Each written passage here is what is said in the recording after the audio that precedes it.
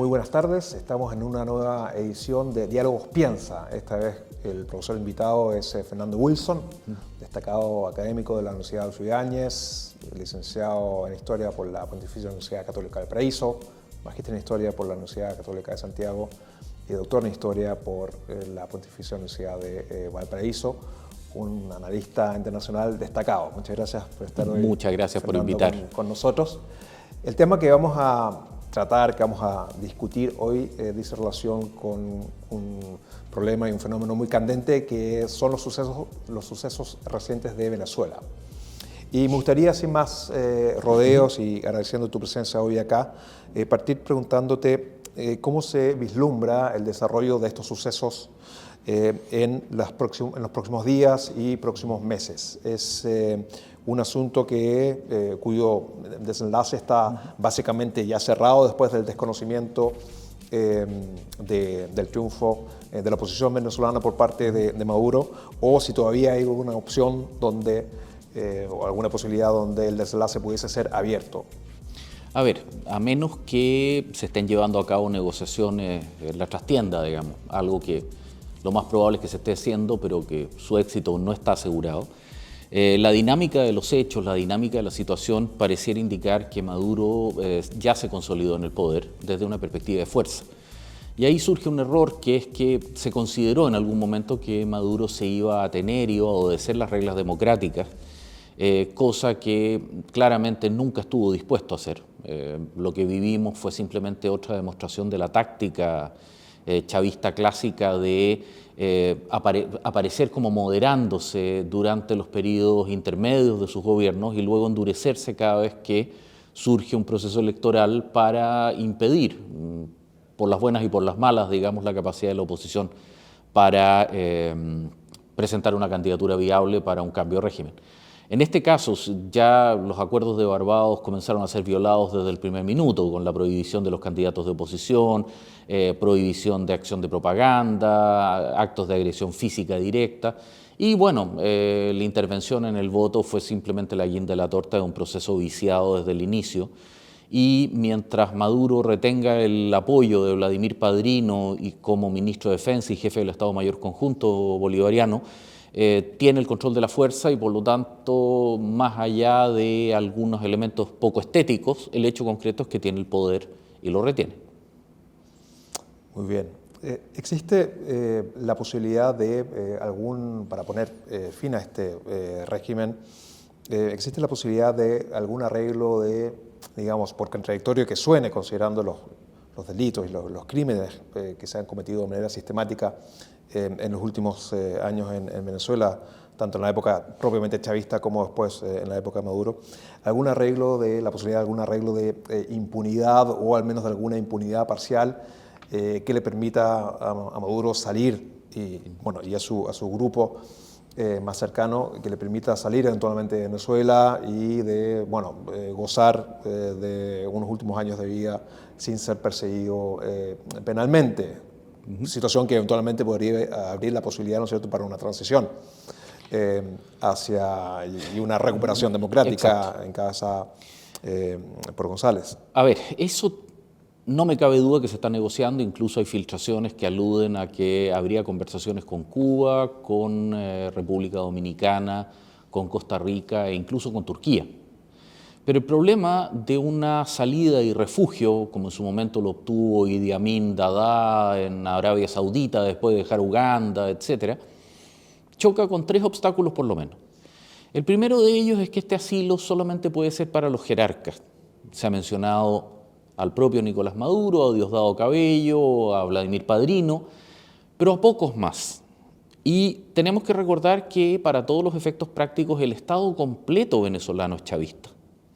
Y ha participado en lo que ya varios autores denominan en serio como una cleptocracia, es decir, un Estado al servicio de negocios ilegales como el tráfico de oro, tráfico de drogas, blanqueo de documentación, etc. Por lo tanto, es imposible llevarse al exilio a un par de millones de personas que son los funcionarios del Estado venezolano. Porque hay que recordar que apenas se descubra la profundidad de los delitos y crímenes, pensar que se va a sostener un indulto o una amnistía es un acto de relativa inocencia. El segundo problema es que los mismos jerarcas del régimen tienen claro que la persecución internacional va a existir exactamente igual y que una promesa de asilo hoy no necesariamente tiene una garantía o tiene una persistencia, porque está siendo entregada por líderes políticos definidos, en el caso de Turquía por el presidente Recep Tayyip Erdogan, etc. Nadie garantiza que cuando cambien esos regímenes, esas condiciones se mantengan. Pensando en un hombre que todavía tiene 30, 40 años por vivir, es un desafío importante. Y el tercero, que es lejos del más grave, es el conflicto interno dentro del propio chavismo. Existen sectores moderados vinculados a lo que era en su momento el Partido Comunista venezolano, sectores procubanos como el propio Nicolás Maduro, que comprenden que políticamente esta situación es imposible. Pero existiría un núcleo duro, vinculado a Diosdado Cabello y a las Fuerzas Armadas, que está vinculado más bien al proyecto nacional populista original de Chávez, que se niegan a aceptar el fracaso del proyecto. Y en ese sentido tenemos que recordar que Nicolás Maduro fue designado por Hugo Chávez como su sucesor porque era el que manejaba la relación con Cuba. Recordemos que en algún momento eran los grandes proveedores del staff técnico que manejaba el Estado bolivariano. Todo eso terminó con el fin de la industria petrolera venezolana y la capacidad de subsidio a Cuba. Pero hoy día, el grupo nacionalista sigue resintiendo esa decisión y, reitero, la rumorología, no hay fe que uno pueda dar de esto, indicaría que Maduro incluso estaría dispuesto a aceptar esta migración, pero los duros se lo estarían impidiendo, recordándonos que Nicolás Maduro podrá ser el presidente, pero no es el gobernante absoluto de Venezuela. Diosdado Cabello, los militares tienen cuotas muy importantes de poder, que vuelven improbable un proceso como el que estás planteando. Ahora, Dios quiera que lo que estamos conversando resulte ser falso, todo lo que te he estado planteando no es real y mañana Maduro renuncie y esté arriba de un avión rumbo a Turquía, pero tiendo a ser escéptico de que aquello ocurra en lo inmediato. Claro, que sería un mundo ideal, ¿no? Sería el mundo claro, perfecto, digamos. Que se retire, que reconozca la derrota, que luego parta a algún sitio, ¿no es cierto?, a un exilio dorado. Te quería preguntar, quizás en términos más generales, claro, lo que observamos en Venezuela es un proceso de radicalización, ¿no? Y mientras más se radicaliza ese proceso, tanto en lo que dice relación con la criptocracia que acabas de mencionar, como en lo que dice relación con la perpetración, ¿no es cierto?, de crímenes y de violaciones a los derechos humanos. La pregunta es, claro, ¿cómo un líder o cómo un autócrata o dictador, ¿no es cierto?, sale de eso? Porque, claro, le va a caer encima una persecución penal que se puede dar en el plano nacional, que se puede dar en el plano interamericano, pero que también se puede dar en el plano internacional, por ejemplo, a través del Tribunal Penal Internacional en La Haya. Te quería preguntar, claro, ¿qué otras experiencias hay para salir de este proceso de radicalización? Porque mientras más se radicaliza, más difícil es encontrar una salida, de manera que la persona que encabeza este proceso, claro, tenga por lo menos alguna cierta certeza o garantía de que va a poder sobrevivir este proceso revolucionario o de la índole que sea. De este proceso fallido en general. Fallido, sí. Es que ahí se está violando uno de los principios cardinales que hasta Weber nos recuerda, que es que el dictador ha de negociar su salida mientras retiene poder. Procesos como el que hizo Yeltsin con Putin en Rusia, procesos como el que negoció, sin ir más lejos, el propio gobierno militar acá en Chile, en los cuales se mantiene un frente unido, se negocia con figuras coherentes y razonables y se define un itinerario. Pero cuando tú ya caes en la ibris, cuando tú caes en un nivel de decadencia, de descomposición de poder, en la que no tienes garantías de respetabilidad y no tienes, usando la vieja paradoja McLuhan, no tienes quien te conteste el teléfono al otro lado. Llegas a un punto donde esta transición se hace cada vez más difícil. Me atrevería a decir que Maduro desperdició al menos 4 o 5 oportunidades de haber podido salir bien del gobierno, quedándose incluso en el país, convirtiéndose en una oposición legítima.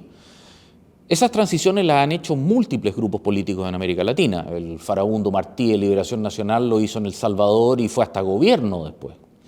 Pero el Partido Socialista Unificado de Venezuela y los grupos de poder del chavismo, al no poder ponerse de acuerdo entre sí, en esta eterna pelea de quién es el último capitán del Titanic, digamos, que se hunde, han generado una dinámica a través de la cual no pueden negociar con nadie o no son creíbles. Han mentido tanto que ninguna promesa de Maduro o de Diosdado Cabello, los jerarcas, es creíble. Por lo tanto, se están aproximando a lo que muchos ya llaman la opción Gaddafi, es decir, simplemente implotar hoy, mañana, 2 años más, 15 años más, hasta que finalmente esto termine en una explosión de violencia, que es algo que yo creo que nadie quiere.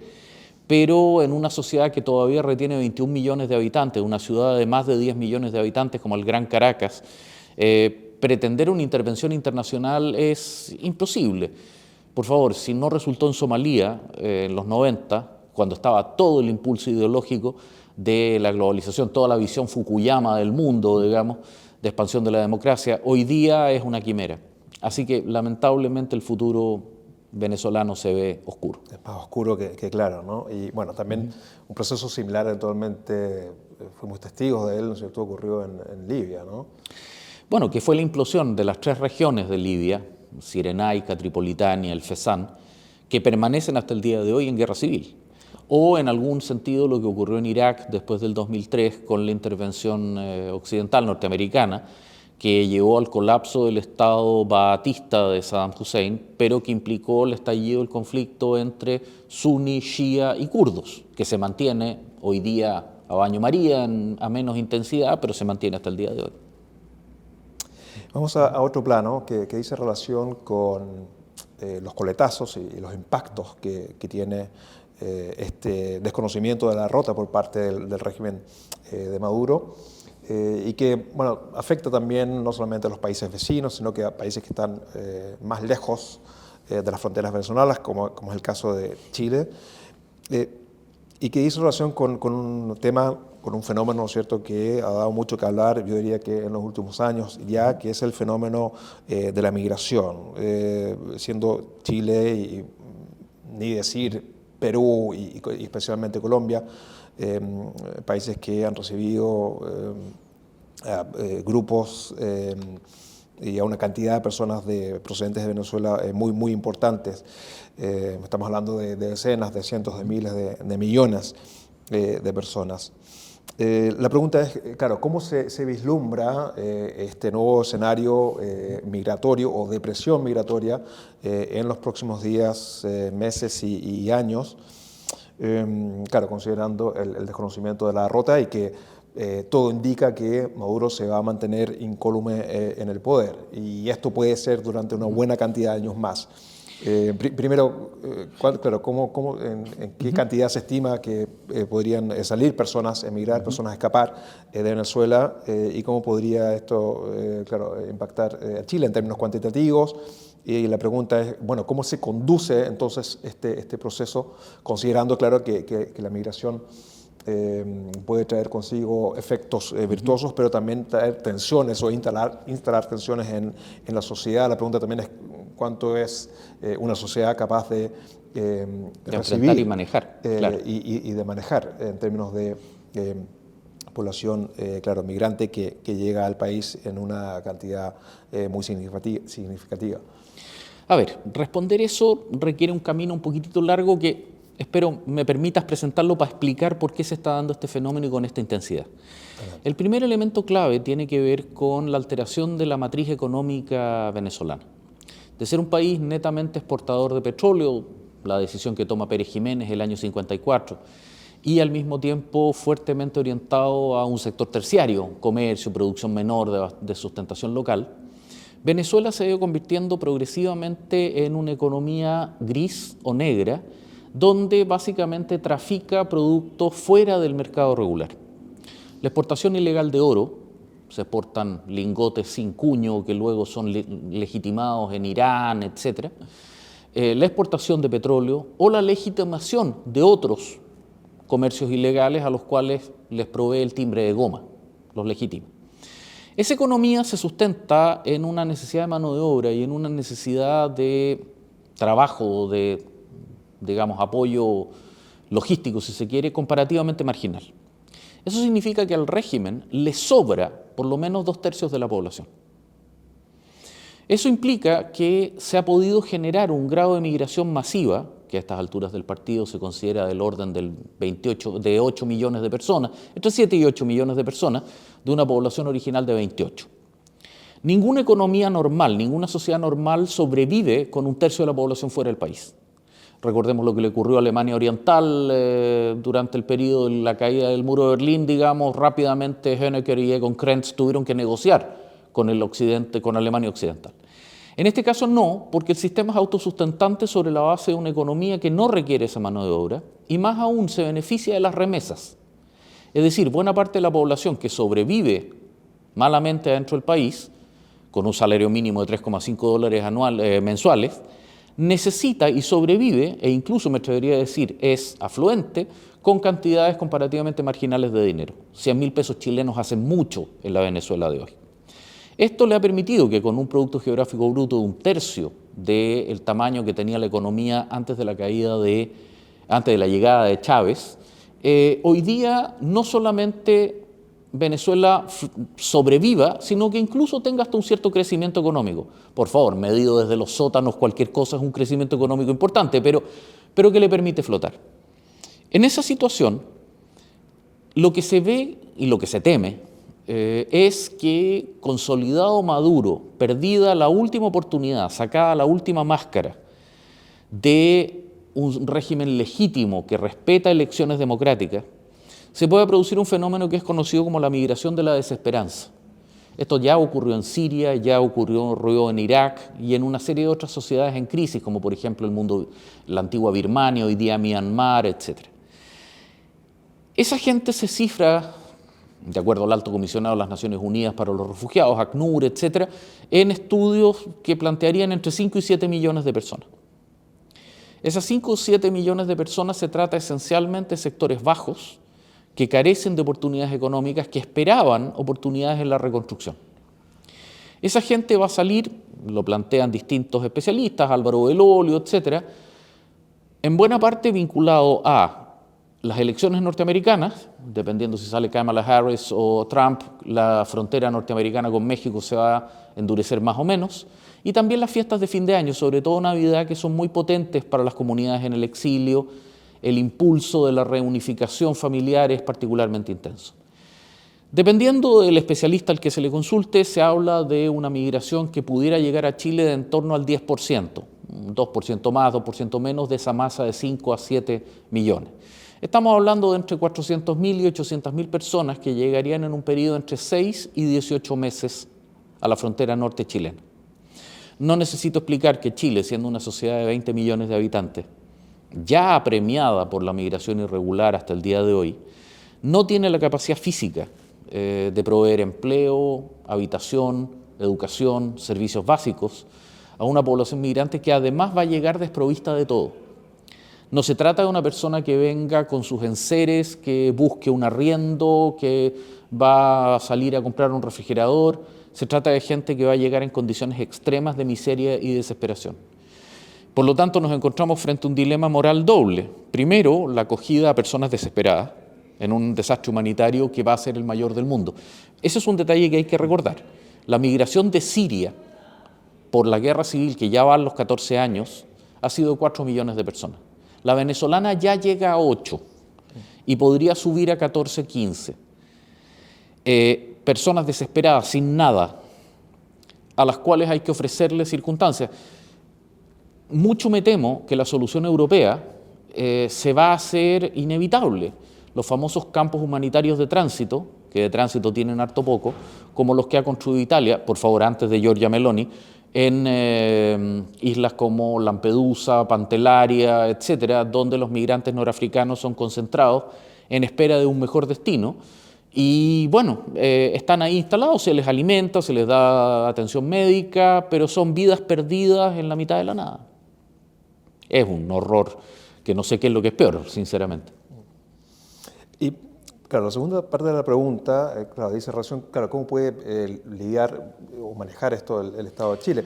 Claro, tú mencionabas alguna solución europea que entiendo que significaría establecer ciertas cuotas, ¿no es cierto?, de de repartición, digamos, claro. de migrantes, de manera que no solamente un o dos países se lleven, digamos, toda la carga de esta presión migratoria. A ver, nuevamente tres cosas frente a eso. El primero es que para poder aplicar una solución de cuotas, como lo mencionó la ministra Carolina Toá, la ministra del Interior, se requiere un grado de organización que Europa tiene de la mano de la Unión Europea y América Latina, que paradójicamente es la región que tiene más organizaciones regionales, pero que a la vez son las más disfuncionales del mundo, no tiene. El segundo punto tiene que ver con que para Chile no es el mayor receptor. El verdadero problema se va a dar esencialmente en Colombia y en Perú. Colombia ya tiene 5 millones y tiene un apremio, esto va a ser un apremio importante. Por lo tanto, tampoco vamos a estar en primera línea para pedir apoyo internacional. En ese sentido, hay una red de organismos internacionales de los cuales nosotros en el debate político nacional regular no estamos familiarizados, por cuanto nunca ha sido un problema que Chile haya tenido que enfrentar. Pero existe el Alto Comisionado de las Naciones Unidas para los Refugiados, una serie de ONGs, grupos regionales, etcétera, que podrían prestar apoyo, experiencia, capacidad técnica. Pero eso lo tenemos que comenzar a manejar y preparar hoy día. Si la esperanza es establecer cuotas, sinceramente no veo cómo ni con quién eso vaya a poder ser negociado. Por lo tanto, tiendo a creer que quizás colocar la mejor de las esperanzas en las cuotas, pero al mismo tiempo ser frío y racional y entender que vamos a tener que tener una cuota importante de manejo nacional.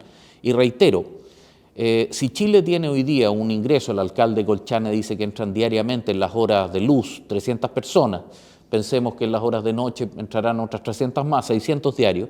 Acá estamos hablando de varios miles diarios. Frente a eso... Multiplicar eso por 30 ya nos dice algo. Bueno, y en ese sentido es realmente un desafío.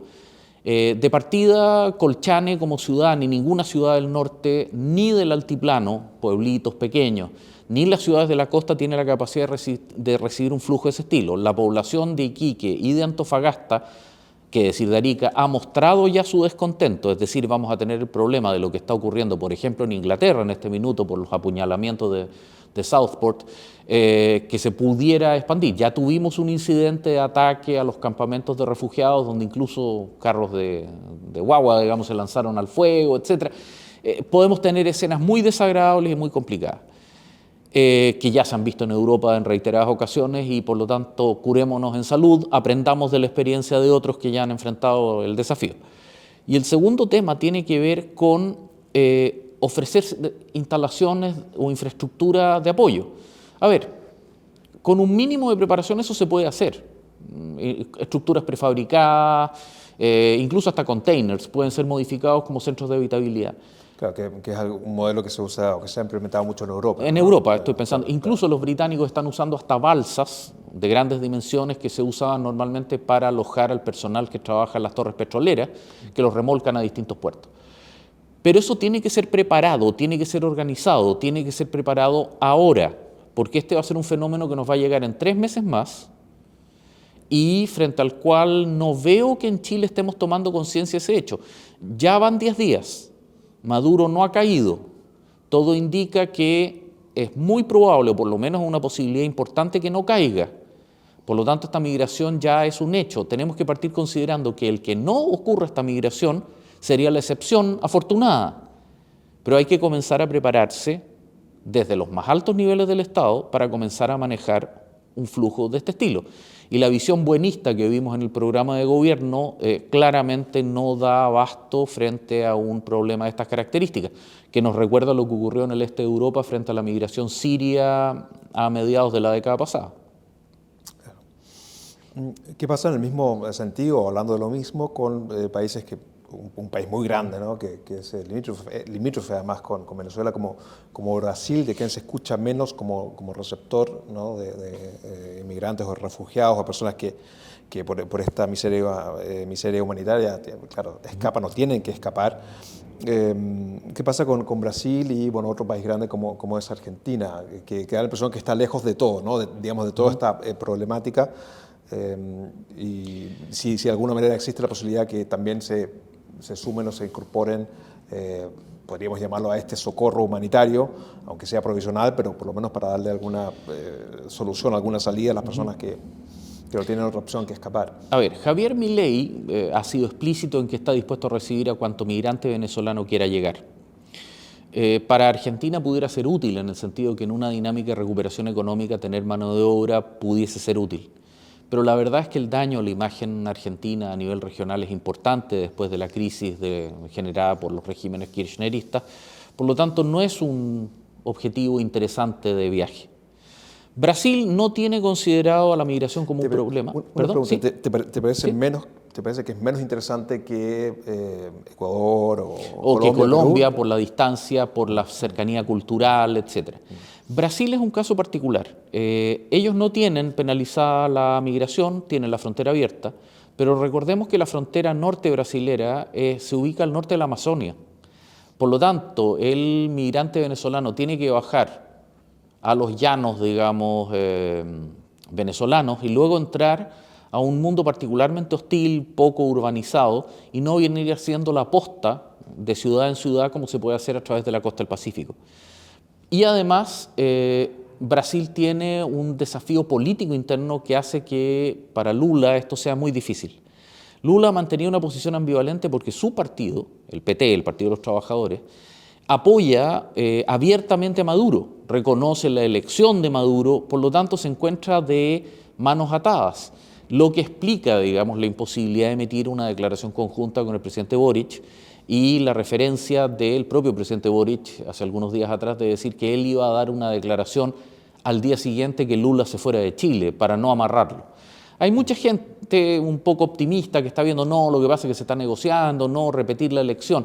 La verdad es que esas son más bien conversaciones que tienen un olor típico a las negociaciones chavistas, que lo que buscan es la eterna herramienta de ese régimen, que es escapar hacia adelante, ganar tiempo, permanentemente, hasta estar nuevamente consolidados en el poder, ahora ya como una dictadura desembosada, sin ninguna pretensión democrática. Muy bien. Pasando a otro plano, claro, hay algunos países que han reconocido a Edmundo González como el triunfador, como el ganador de esta última elección. Y ¿cuál sería el escenario que vislumbras tú que podría darse en el supuesto de que Edmundo González, gozando de ese reconocimiento en el exterior, solicite alguna intervención a través de la fuerza, ¿no? Alguna intervención militar de otros países para cambiar la situación o para finalmente imponer a través de la fuerza su triunfo?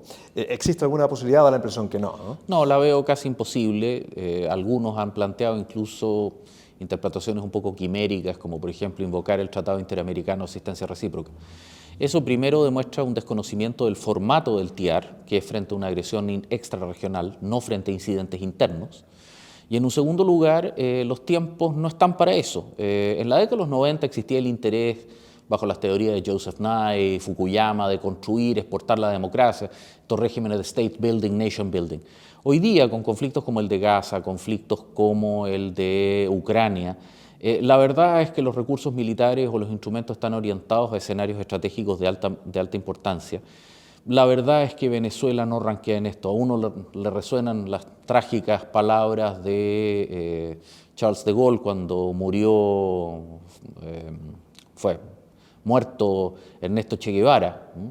Una anécdota en la historia: el destino del mundo no se va a decidir en Bolivia. Me atrevería a decir que el gran problema en este minuto es que el destino del mundo no se va a decidir en Venezuela.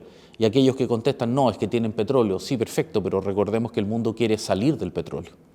Es decir, tienen un excelente combustible para la revolución industrial anterior. Además, hoy día con todo el tema del fracking, el shale gas, gas de esquisto, y el hecho de que cada año se encuentran más depósitos de petróleo, la verdad es que las posibilidades reales de intervenir en Venezuela por el petróleo, la verdad es que no es costo eficiente. Me gustaría abordar contigo también nuevamente en otro plano la siguiente pregunta, la siguiente situación, y que dice relación con lo siguiente. Además del apoyo declarativo que le han dado países o regímenes como el ruso, el iraní, el chino, a Venezuela, reconociendo además el triunfo fraudulento de Maduro, ¿hay otros tipos de apoyos que esos países, Irán, China, Rusia, o soporte que le hayan dado o que le estén dando a Venezuela más allá de las declaraciones? Puede ser militar, económico, etcétera. ¿Hay algún grado de incidencia o de influencia de ese tipo en Venezuela hoy? A ver, existe hoy día un grupo que se está alineando, que el Institute for the Study of War denomina como el Axis of Resistance, el eje de la resistencia, que se estaría articulando en torno a una serie de estados paria o semiparia, liderados por Rusia, Siria, Irán, Corea del Norte, en algún grado China, pero con la política de los legos, digamos, de tener intereses en todas partes. La verdad es que los estados que le están entregando apoyo a Maduro lo hacen por muy distintas razones. Rusia, porque obviamente obtiene beneficios, todo el tema de la economía gris le es crítica también para Rusia con las sanciones que tiene por causa del conflicto con Ucrania. Pero China, porque bueno, el régimen venezolano le adeuda 38.000 millones de dólares y convengamos que un nuevo régimen tendría al menos la tentación de denunciar esa deuda como ilegítima contraída por una dictadura. Y una serie de otros estados menores que se benefician dentro de las redes económicas del caso, Uzbekistán, por ejemplo, o la red de estados exportadores de gas, que en realidad son una serie de estados centroasiáticos, Kazajstán, Uzbekistán, Kirguistán, etcétera, claro, que son los stans de Asia Central, que no digamos que son precisamente democracias modelo. Bueno, en medio de toda esa situación, estas redes le están proveyendo una capacidad de sustentación. Me atrevería a decir que lo que le están proveyendo mayor apoyo físico directo hoy día es Rusia, por cuanto a cambio de este apoyo económico, esta red comercial, el grupo Wagner le provee escolta personal a los jerarcas del régimen ya desde hace al menos 5 o 6 años, cuando Venezuela no pudo pagar el apoyo cubano.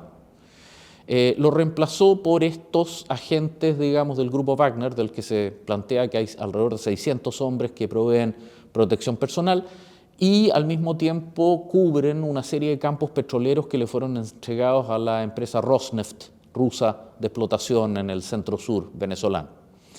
Eso es lo práctico inmediato. También Venezuela está fuertemente endeudada, en este caso por la compra de armas, a Rusia. Cazas Sukhoi 30, helicópteros Mi-17, Mi-35, tanques T-72, carros BMP-3 y una vasta gama de armas asociada a eso. Recordemos que se compró más de 350.000 fusiles de asalto con el expreso fin de armar a la Guardia Nacional Bolivariana, que es una amenaza permanente que ejerce Maduro sobre la oposición. Cuando él hablaba de un baño de sangre, él se estaba refiriendo a entregarle este armamento a la Guardia Nacional.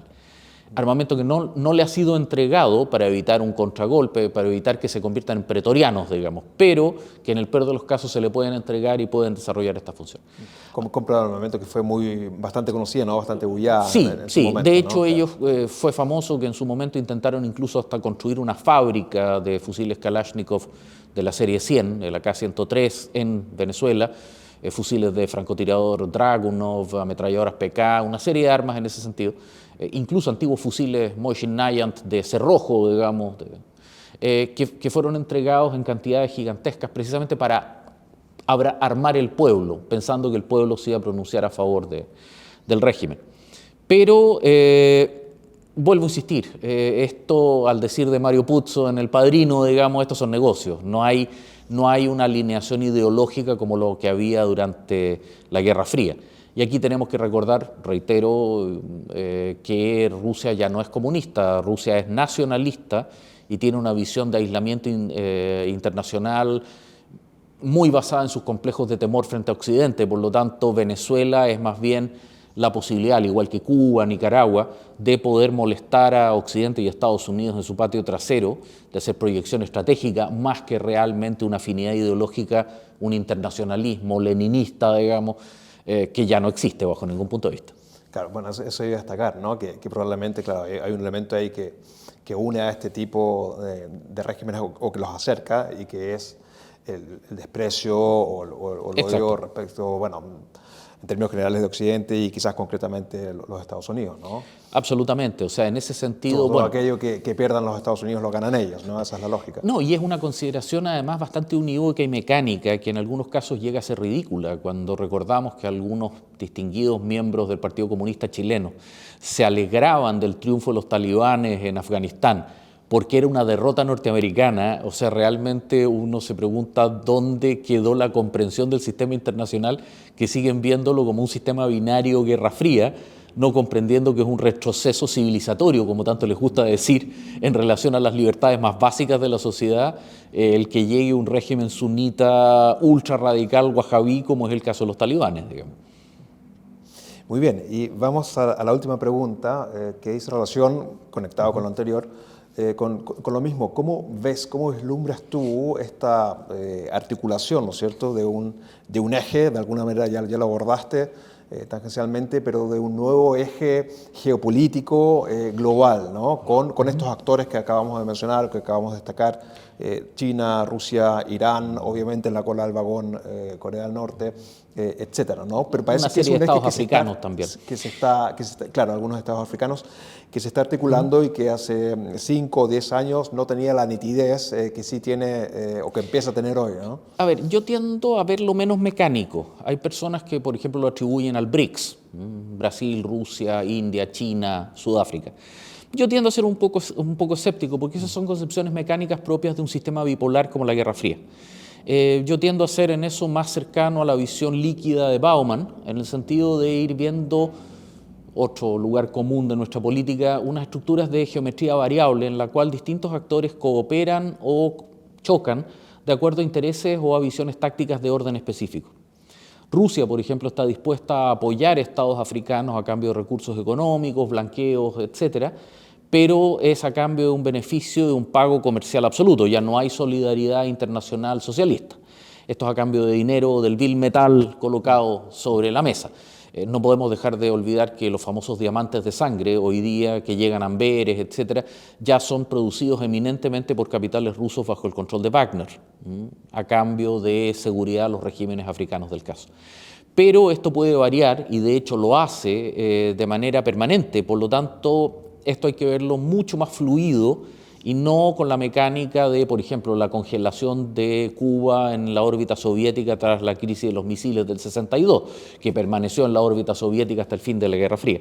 Hoy día, dependiendo de los intereses de coyuntura, se puede ser aliado, rival, con una facilidad y una flexibilidad brutal. Ahora, dicho aquello, nosotros nos encontramos en un escenario multipolar fluido que se parece mucho más al mundo previo a agosto del 14, previo a la Primera Guerra Mundial, que a los sistemas que vimos durante el siglo XX propiamente tal. Y eso se conecta con lo que acabo de mencionar en términos que tenemos múltiples conflictos y donde la potencia hegemónica, que tiene la capacidad militar, económica, política, no tiene la voluntad. Y eso es una paradoja histórica.